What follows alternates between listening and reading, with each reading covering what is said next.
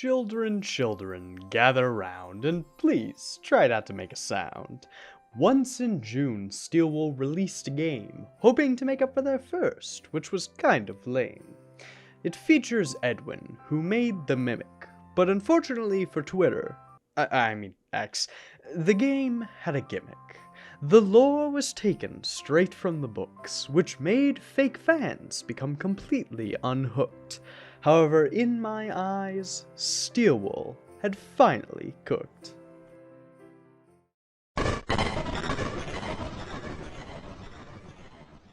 The game opens up with an introduction to our newest faceless protagonist, Arnold, who is a Fazbear technician on an absolute grind. After working 36 consecutive hours, he is informed by dispatch that they're in need of his continued sleepless help to retrieve some Fazbear property from Murray's Costume Manor.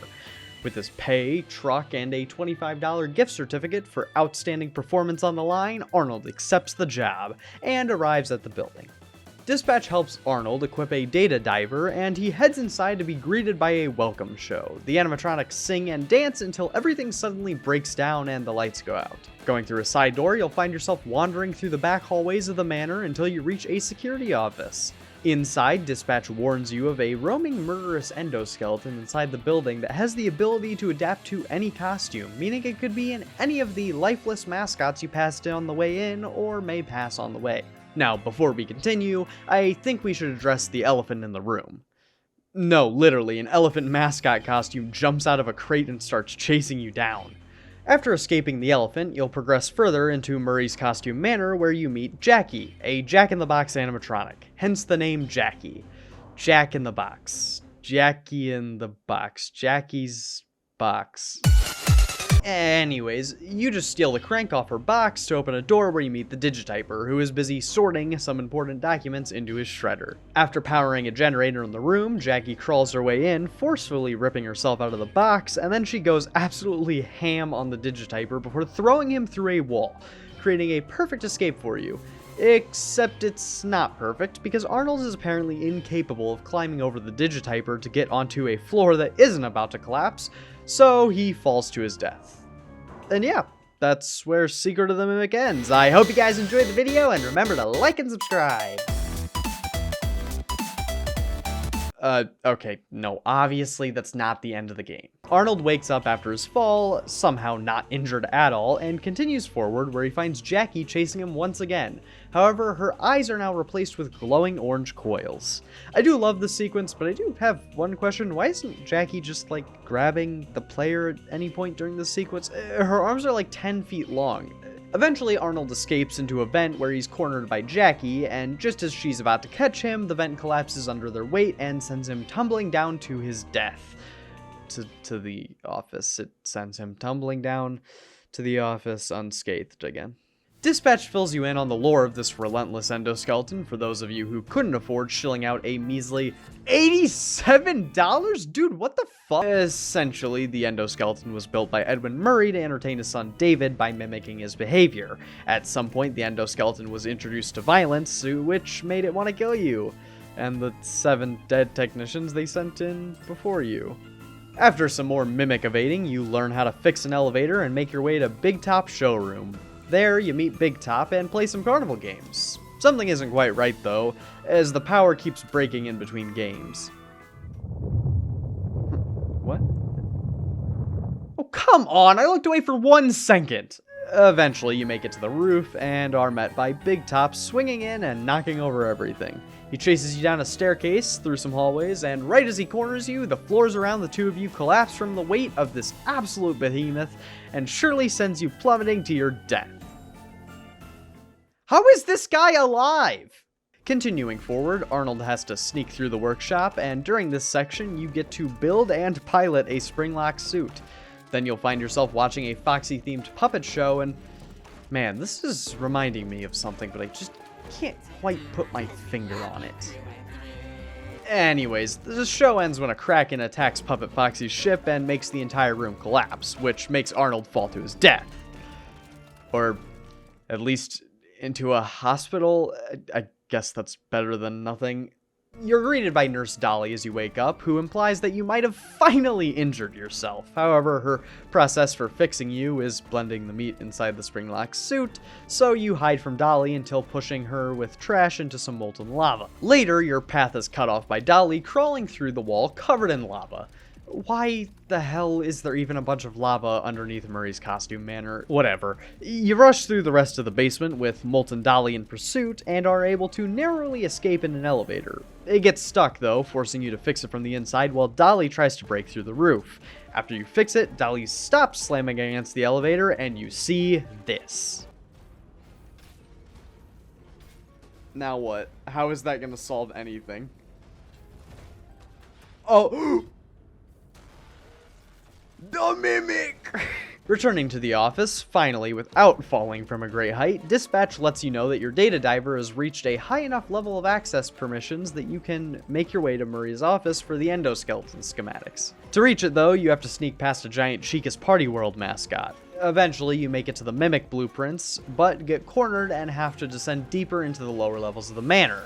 There, you're faced with an absolutely brilliant sequence where you have to follow small areas of light to avoid the ghostly white tiger as he weeping angels his way towards you. I don't have anything else to say. This honestly was one of the best parts of the entire game. As you make your way back to the office, this is where the game splits into one of 3 different endings. We'll go over them in order. First is the main ending, where dispatch tells you to hand over the data diver through the inventory collection system. After giving it up, you leave through your van, where dispatch contacts you to let you know that you're being fired for misplacing company property. Hearing something in the back of his van, Arnold adjusts his mirror to see that the Mimic has snuck behind him.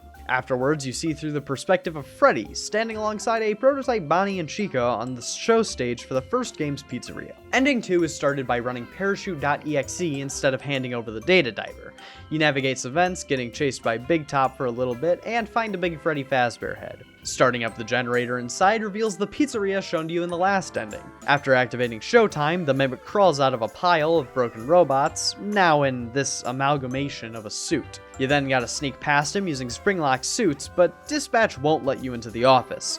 Using some camera tricks, you're able to find 2 more Springlocks, a golden bear and rabbit. These are also used to force dispatch to drain his power by shutting all the doors. And this, dear viewer, after 6+ hours of completely uninterrupted, jolly streams, is where I encountered my first and only bug. My Springlock suits would come back. Oh. Nice, the game. Oh, fuck. That, no, the PTSD, fuck, no, oh my god. The fall through floor glitch, no, steel wall. I thought we were beyond this. This happened to me right when I was getting an alternate ending for security. Are you fucking kidding me? Am I screwed? Am I fucked? The invisible floor glitch strikes again, and it corrupted my save file. So I had to replay the entire game. Nah, I'm kidding. I cheated in a new save file. I did have to redo the whole FNAF 1 office section though. After the power runs out, dispatch surrenders and is revealed to actually be the Nexus machine from Ruin. However, this time it's named Fiona. After a chat, she lets you leave and you head into the Murray household. The Mimic has followed you, roaming the house as you evade it, to collect memory film reels that clue you in on the lore and give you a code to Edwin's office. After running the Cradle.exe program on his computer, the Mimic gives chase one last time as Murray's costume manor burns to the ground. Arnold attempts to flee the scene in his van while some of Murray's inventions cling on. Among these is the Mimic, who climbs down from the roof and smashes the windshield, causing Arnold to flip the van over. Through blurred vision, Arnold watches as the Mimic steals the data diver from him and walks off. Last but not least is the ending that requires you to unlock all the collectibles. After you do, you can fully play through the Moon.exe minigame on any of the computers around Murray's. Once you unlocked the ending to Moon.exe, you can run the parachute ending, now with glitched permissions, to access one last room inside of Edwin's home. Bringing the white tiger plush into David's bedroom, you see the Mimic emerge from the closet towards you.